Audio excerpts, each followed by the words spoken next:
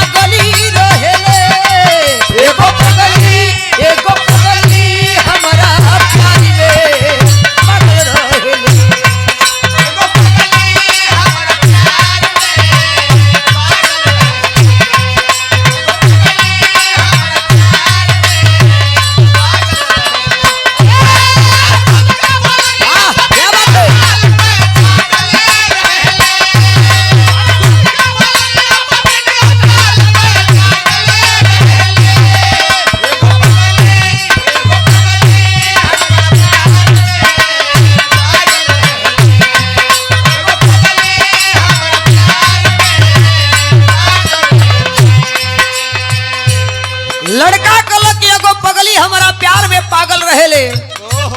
पहले प्यार हो जा, आज के जमाने में जानबूझ के लोग प्यार करत हो।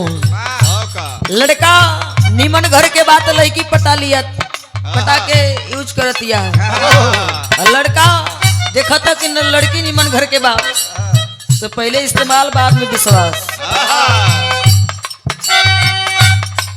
कहलस देखेल जाबले ना खाले उखाना कहले की राजी